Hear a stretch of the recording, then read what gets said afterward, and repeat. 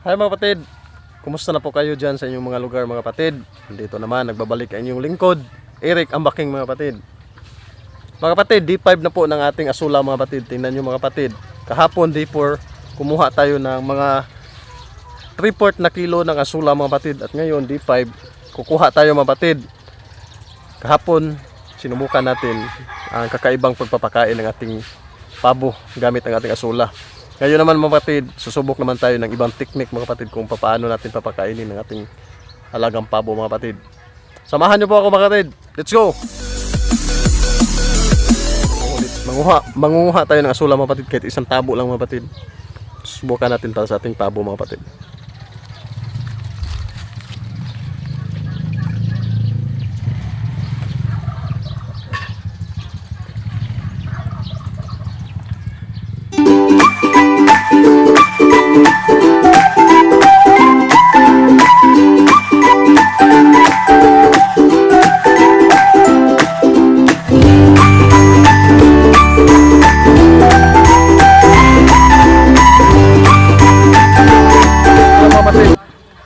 Kumuha na po tayo ng isang tabo mga kapatid.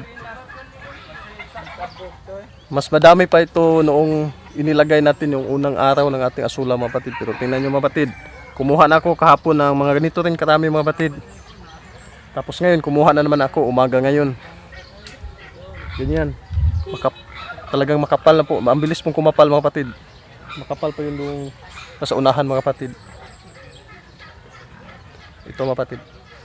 Samahan nyo ako mga kapatid. Ipapakain natin ito sa ating alagang pabo. Let's go! Dito na tayo sa loob ng ating kulungan. Nagbabalik mga kapatid, Ambaking. Mga kapatid, dito na. Dala pa rin natin ang ating mga pinapakain sa ating pabo mga kapatid. Yan. Nag-harvest tayo ng kaunting asula mga kapatid. Paunti-unti pa mga kapatid kasi pang 5 araw pa lang natin ngayon ng ating asula mga kapatid. Ngunit, ang bilis dumami mga kapatid. Ito. Nakaani tayo ng ganito karami mga kapatid.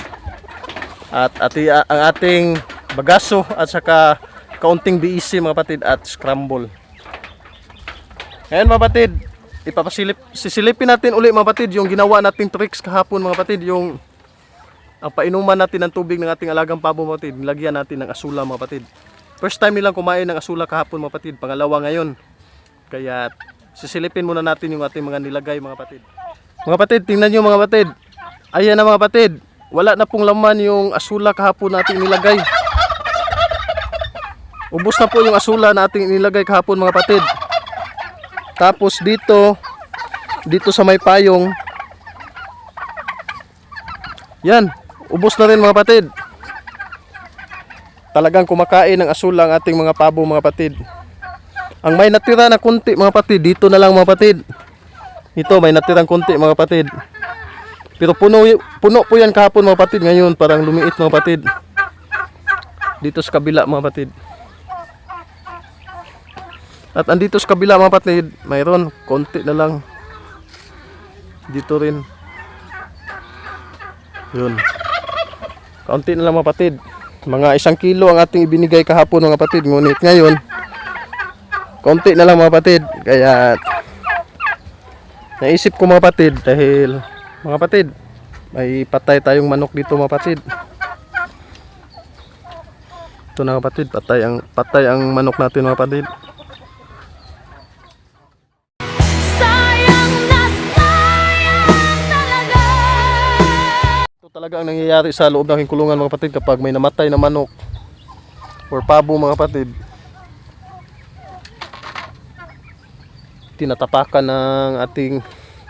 Tinatapakan ng ibang pabo mga kapatid. Diyan lang muna yan mga kapatid. Tatapon natin yan. Ramdam ko naman talaga ang manok na ito mga kapatid na hindi ito magtatagal kasi napakapayat mga kapatid. Ganito kasi ang nangyayari dito sa loob ng aking kulungan mga kapatid. Siguro loobin ng Diyos mga kapatid. Loobin ng Diyos mga kapatid. I-extend ko ang ating kulungan doon. I-extend natin papunta doon mga kapatid. Yun. Paabuti natin doon sa yung may nangka kapatid yun. Loobin ng Diyos. Matagal ako nag-isip na i-extend ko ito mga kapatid, kaya lang hindi ako nakakapunta doon sa Cebu mga kapatid, sa carbon mga kapatid, kasi lockdown kasi mga kapatid. Nag-iingat ako dahil pagpunta ko doon baka makadala pa ako ng virus mga kapatid. Kaya nagtsatsaga muna ako dito sa kaunting area ng aking pabuhan mga kapatid. Pero loobin ng Diyos mga kapatid, basta pwede na makapunta doon sa carbon mga kapatid. Bibili ako ng ganitong net mga kapatid dito. I-extend natin mga kapatid, mga siguro mga ngailangan lang ako dito ng mga 25 meters or 20. Kasi hanggang doon na yan. Tapos extend natin doon. Susunod na yan ang mga araw mga kapatid. Pero sa ngayon mga kapatid, ito na mga kapatid. Samahan nyo po ako, magbibigay tayo. Gagawa tayo na ng kakaibang tricks para uminom ng maraming tubig ang ating alagang pabo at saka kumain ng asula mga kapatid. Hindi ko muna ihalo sa feeds ang ating asula mga kapatid. Gagawin ko, pasasanayin kong kumain ang ating mga pabo ng asula mga kapatid na presko talaga mga kapatid. Kaya dito ko ito ilalagay mga kapatid kasi kapag tanghaling tapat, hindi ito nasisikatan ng araw mga kapatid. Dito natin ilalagay mga kapatid. Atop kasi yan mga kapatid, kaya dito natin ilagay ang ating asula mga kapatid. Lagyan natin ng tubig mga kapatid. Para hindi rin mamatay ang ating asula, lagyan natin ng tubig mga kapatid. At ito na ang magsisilbing inuman ng ating pabo mga kapatid. Babaguhin natin ang ating estrahiya mga kapatid dahil may asula na tayo mga kapatid. Ito na sila iinom mga kapatid.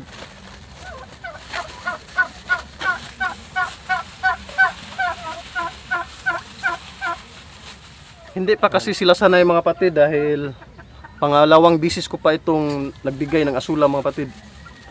Pero alam ko po, parang gusto nila ang asula mga kapatid. At dito mga kapatid, naubos na yung kahapon mga kapatid.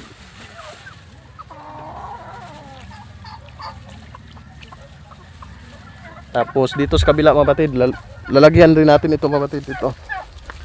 Ito, lalagyan na rin natin ito mga kapatid. Ang natira mga kapatid, yung maliliit na lang mga kapatid, yung parang similya ng asula. Yung parang buto ng asula mga kapatid.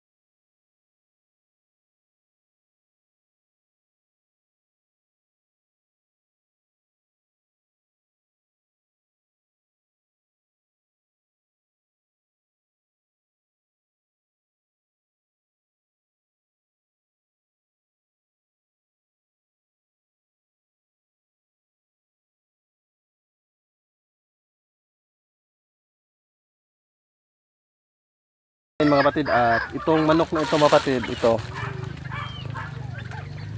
parang may sakit kasi ito mga kapatid, gihipa mantingali ni mga kapatid. Kasi napakapayat talaga nito mga kapatid, kaya Kala ko nga makaabot siya sa kanyang katandaan, mamamatay sa katandaan, ngunit hindi siya namatay sa katandaan, kundi namatay siya sa sakit mga kapatid. Basig na igo ni COVID mga kapatid, no? Wala na ba ko nagmas. Pero ganito talaga ang prinsipyo mga kapatid, basta may hawakan tayo na patay na hayop mga kapatid, dapat maghugas tayo ng kamay at wala pa naman tayong paligo, maliligo tayo mamaya kapatid. Ililibing ko muna ito mga kapatid. At dito lang muna kayo mga kapatid. Panoorin nyo kung effective ba ang ating ginawang parang swimming pool at nilagyan natin ng asula mga kapatid. Panoorin nyo mga kapatid habang ililibing ko muna ito mga kapatid. Panoorin nyo na lang ang ating alagang pabo mga kapatid na parang success ang ating asula mga kapatid. Napakalaking tulong sa atin ito mga kapatid. Alam ko po, may malaking benepisyo ito sa aking alagang pabo mga kapatid. Kaya loobin ng Diyos, gagawa pa ako ng isang pond para sa ating asula mga kapatid. Diyan muna kayo mga kapatid. Ililibing ko muna to.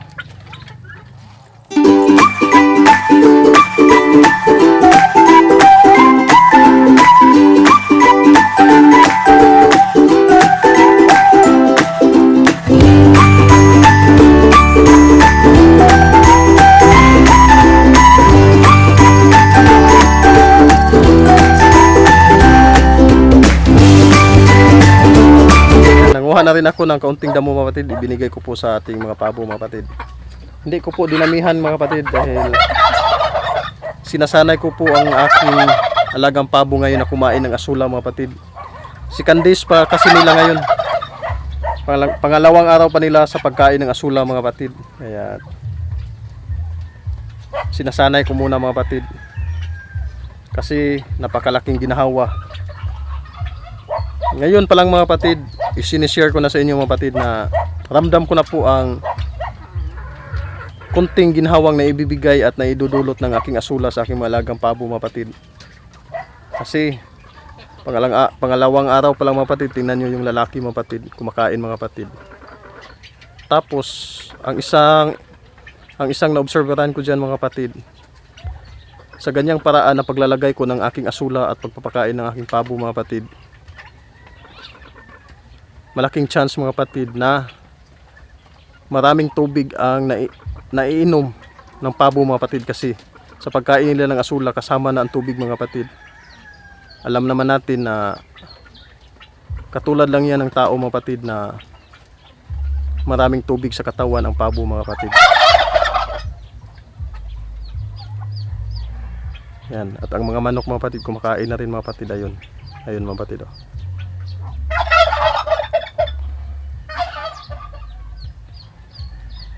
Mamaya kapatid, kapag wala akong gagawin, siguro susubukan nating magdagdag ng asulapan mga kapatid, kasi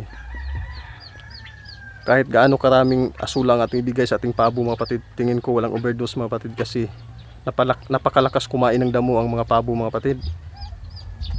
Kaya kahit isang balde o isang planggana ng asula ang ating ibibigay mga kapatid,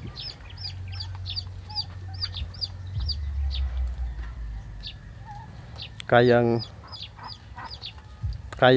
pa rin mga kapatid. At ito mga kapatid, may isang sisiw tayo ngayon mga kapatid. Ito kapatid, ito ng ating sisiw na binidyo kahapon mga kapatid, yung iniwan ng inahin mga kapatid. Tapos ito mga kapatid, ang apat na itong itlog inilagay ko doon sa pabo dito. Samahan nyo ako mga kapatid. Iniligay ko ito dito mga kapatid dyan. Ipinalimlim ko yung apat na itlog mga kapatid. At ang isang ito mga kapatid, napisa na mga kapatid, kinuha ko mga kapatid. Idadagdag natin dito doon sa kabila mga kapatid. At tapos yung tatlong sisiw kahapon na napisa mga kapatid, namatay ang isa mga kapatid, hindi nag-survive. Dalawa na lang yung idadagdag natin to. Balik pa rin sa tatlo mga kapatid. Ito na mga kapatid.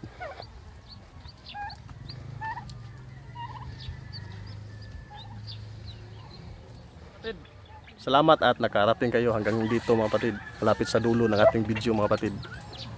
Pinawisan ako mga kapatid kasi inilibing natin yung isang manok na namatay mga kapatid.